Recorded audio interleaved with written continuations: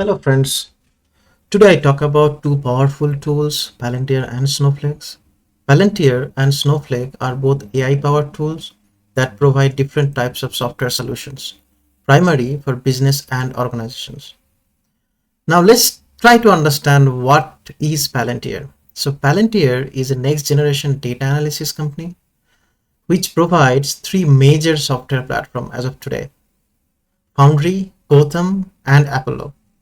Palantir specialized in data-driven decision-making and AI/ML-ready operating system that can enhance digital making through machine learning and DevOps.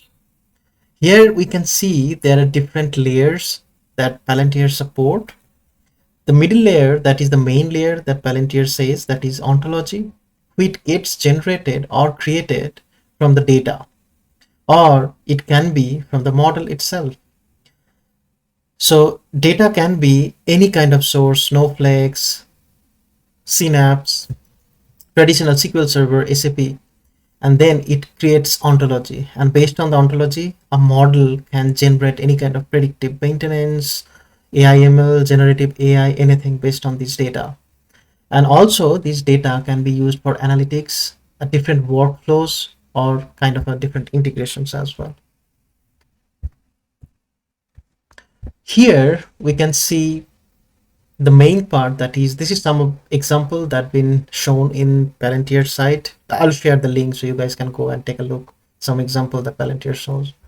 So this is one of the main area that they are focusing, that is the ontology. And ontology can have different kind of users. Say for example, these are the operational users. They are taking some decisions. There are some business analytics members, so they are taking some data and doing some business. So there are different tools on top of the ontology that we can utilize to take some actions, like workshop is there, which can be used to build some user interface applications. We can utilize time series for the time series analysis. We can have a different type of reporting tool that can be used to share some of the reporting to the customers. And these ontology have a bidirectional. We can collect data and we can also push data to different sources like SAP, Salesforce, Oracle, Teradata, or any of these. Now, on the other hand, Snowflake is a cloud-based data warehousing and analytics platform. It's specialized in data storage, processing, and analytics in the cloud. Key feature is its ability to separate storage and computing, which allows users to scale resources as needed, making it highly scalable and cost-effective for managing and analyzing large data sets.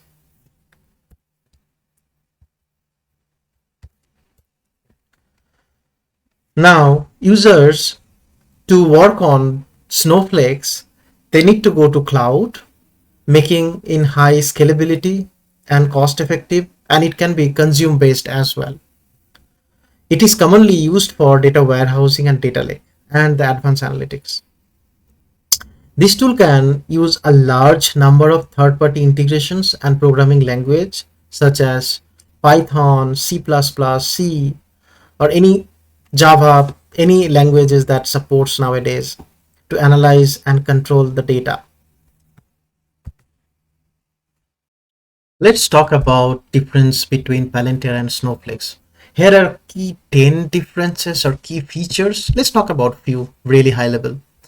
The one is data storage. Palantir uses a private operating system models, while Snowflakes offer a more conventional cloud-based warehouse approach.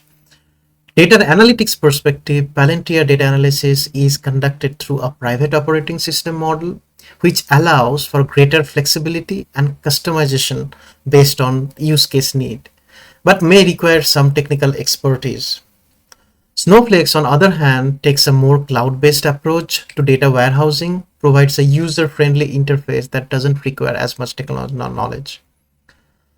DevOps practice side of it, Palantir specialized in AI-ready operating system that can enhance decision-making through machine learning and DevOps, where Snowflakes does not offer any DevOps practice at this point.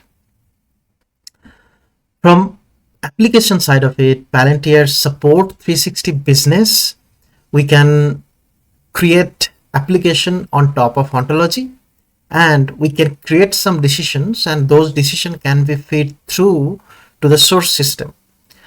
But on the other hand, Snowflake is very traditional data warehouse and analytics system, which doesn't have any capability to write back data after making decision to the source system or creating a different application interface for the end customer.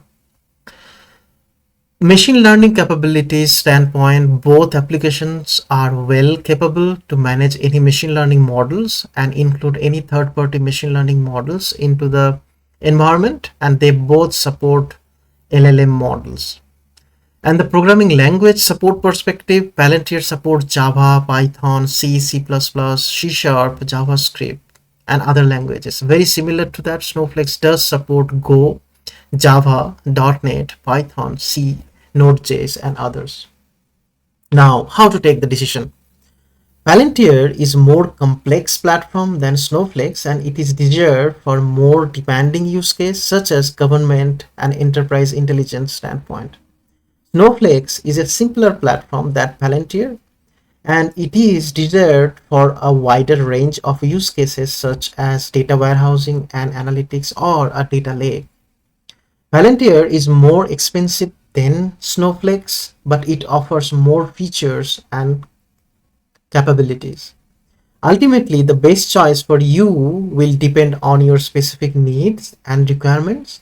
If you need a powerful and flexible platform for complex data design and whatever decision that you are making based on the data you want to feed through your source system like SAP, Salesforce, or any other systems like SQL, then Palantir is a good choice. If you need a simpler and more traditional approach of the data warehousing and analytics, then Snowflake will be the good choice. Also, there are many enterprise organizations started using both parallelly based on the use case because they always complement each other. That is another consideration that we need to make. That's it. Thank you for watching.